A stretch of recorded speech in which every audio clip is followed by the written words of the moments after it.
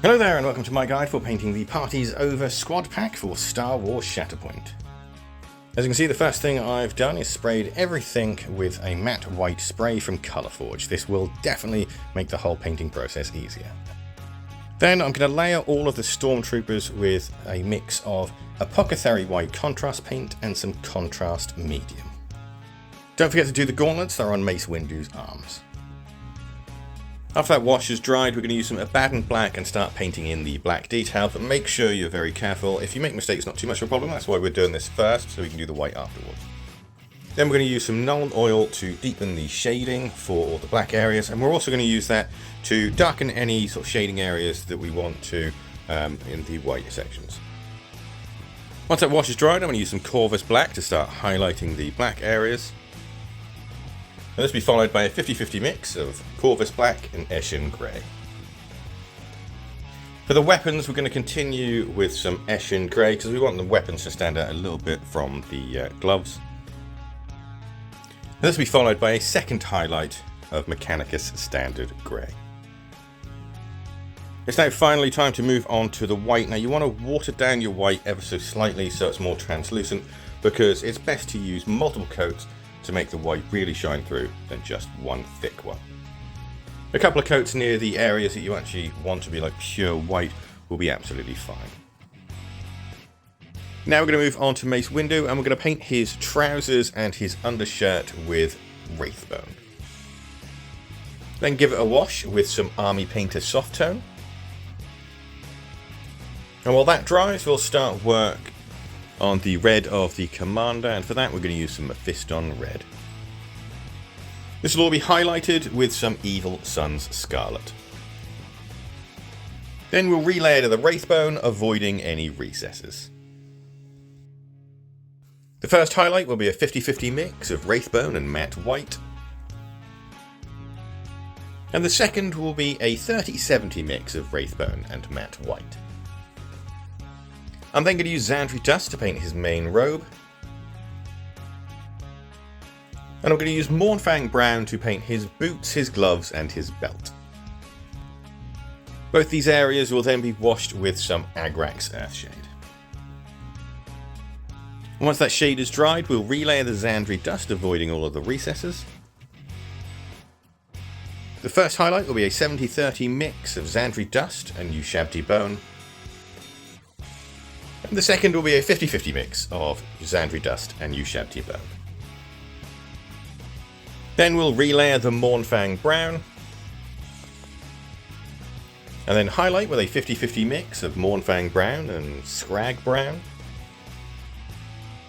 Then a second and final highlight of Scrag Brown just by itself.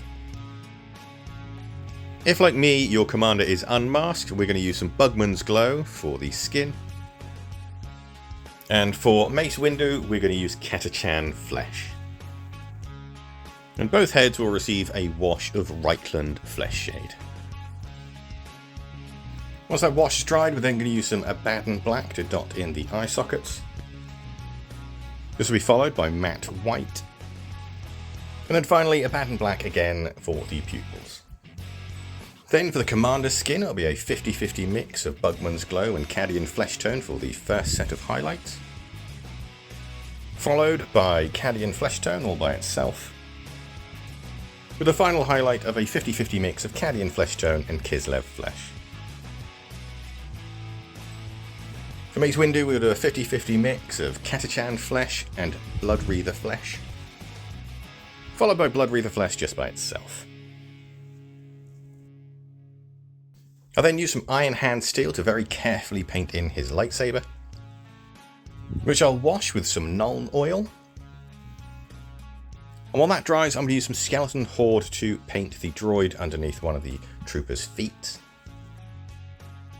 And I'll use Iron Warriors to paint the other battle droid on the commander's feet. This will then get highlighted with a 50-50 mix of Iron Hand Steel and Iron Warriors, followed by Iron Hand Steel just by itself. I'm going to paint Mace Windu's lightsaber with Genestealer Purple.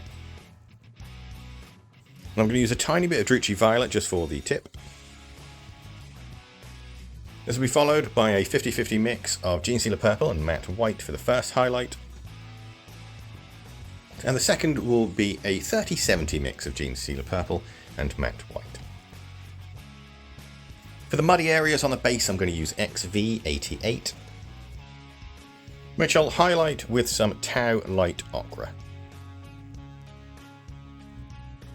I'll use Dawnstone for the concrete,